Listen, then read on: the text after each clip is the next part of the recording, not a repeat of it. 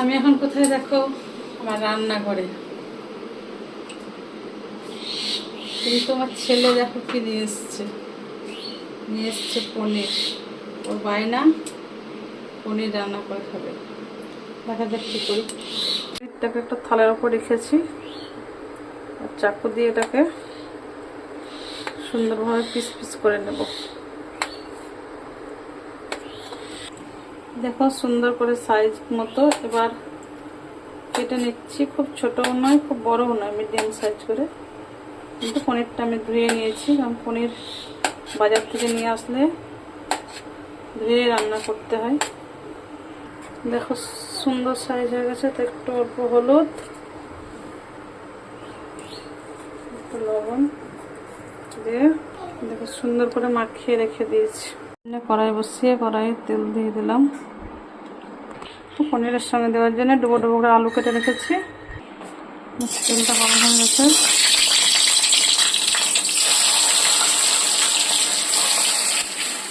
বেশ সুন্দর লাল লাল করে একটু ভেজে নিতে হবে টাইম দিয়ে।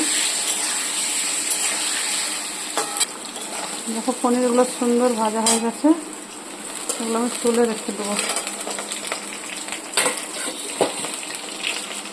তেলে এইভাবে আলুগুলো ভেজে নেবো।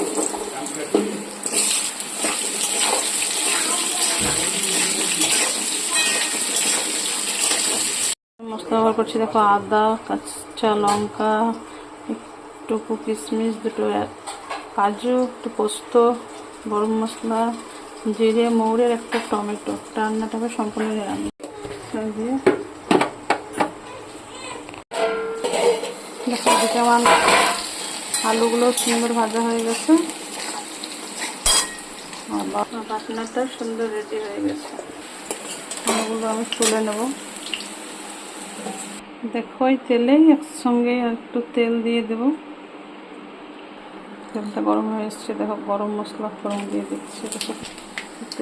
দেখো আমি এটা দিয়ে দেবো, কারণ এর সঙ্গে একসঙ্গে সমস্ত মশলাগুলো বাটনা করা হবে। মশলাটা দিয়ে একটু নাড়াচাড়া করতে হবে।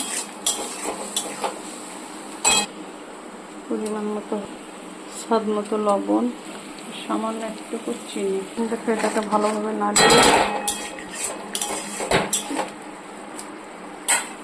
একটু সময়ের জন্য ঢাকা দিয়ে দিতে হবে, কারণ মশলাটা ঠিকঠাক কষানো যায়। দেখি আমার মশলাটা কি অবস্থা। দেখো কত সুন্দর তেল ছেড়ে গেছে। সবাই বুঝতে পারছো মশলাটা সুন্দর কষানো হয়ে গেছে। এবার দেখো আগে থেকে কষে রাখা আলুটাকে দিয়ে দিলাম, দিয়ে আবারও একটু কষিয়ে নিতে হবে ভালোভাবে।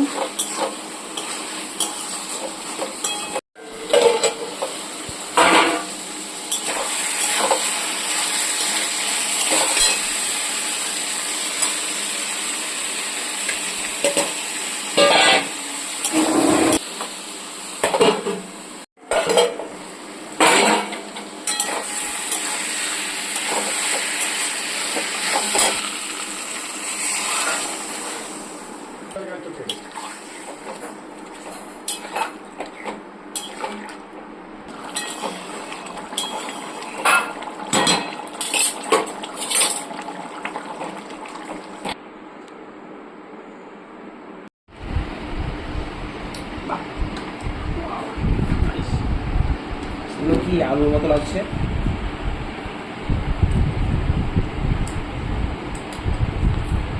টেস্টটা কেমন হয়েছে?